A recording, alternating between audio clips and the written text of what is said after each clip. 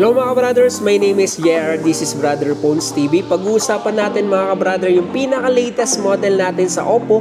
Ito yung ating Oppo A3 mga brother. So sa mga naghahanap ng pinakamagandang cellphone pagdating sa tibay, ito yung highly recommended ko sa inyo mga brother. Ito yung ating Oppo A3. So sa mga Grab rider, Food Panda rider, ito yung marerecommend ko sa inyo, talagang napakatibay. So kahit mabagsak yung phone natin, ito yung matibay kasi nga naka-military grade shock resistance to mga ka-brother. It has passed the military grade shock durability test including the shock and drop resistance. Then lalo na ngayon sa panahon ngayon mga ka-brother, laging umuulan. So ito, maganda dito sa phone na to, meron itong tinatawag na multiple liquid resistance mga ka-brother. So kahit maulanan, mabasa yung phone natin, so safe na safe yung ating mga phone mga ka-brother. Diba may mga phone tayo na kahit mabasa, so hindi natatouch yung screen.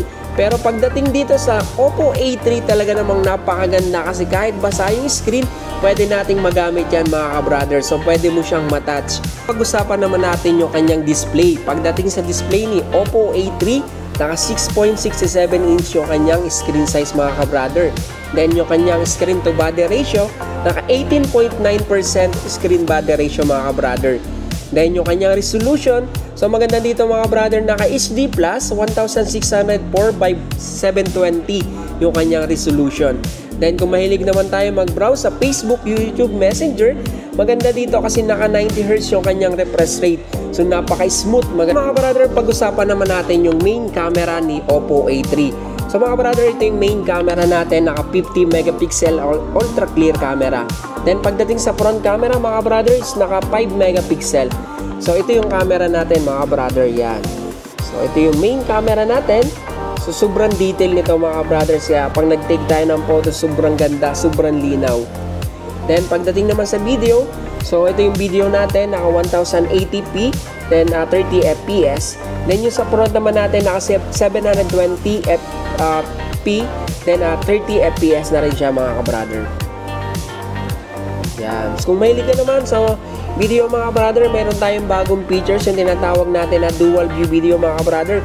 So pwede natin magamit front and back na camera.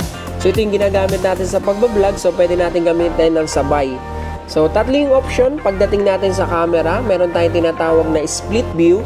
Then yung isang features natin ay yung tinatawag natin na bubbles. Then yung isa naman is rectangle mga brother. Yan. Then mga brother, we talk about naman sa kanyang specs pagdating sa gaming. So sa chipset ni Oppo A3, naka Qualcomm Snapdragon 6S 4G Gen 1 na mga brother. So ang kagandahan dito, napaka-smooth, napakatipid sa battery. Kung mahilig tayo mag-Mobile Legend, Call of Duty mga brother, sobrang ganda nito. So hindi siya nag-iinit, hindi naglalag. So sobrang ganda kasi pag sinabi natin Qualcomm mga brother, napakaganda nito pagdating sa gaming. So mga brother, pag-usapan naman natin yung kanyang RAM and ROM. So si Oppo A3 mga brother, tatlong varianto. Meron tayong 6128. Ang price po ni Oppo A3 na 6128, 8,999. Then yung 8GB RAM 128 naman natin is 9,999.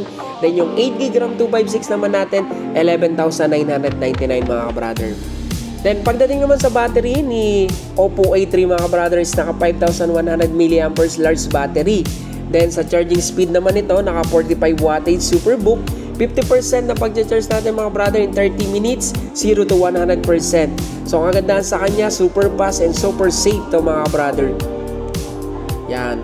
Pagdating naman sa fluency mga brother, naka 50 months fluency protection na to mga brother.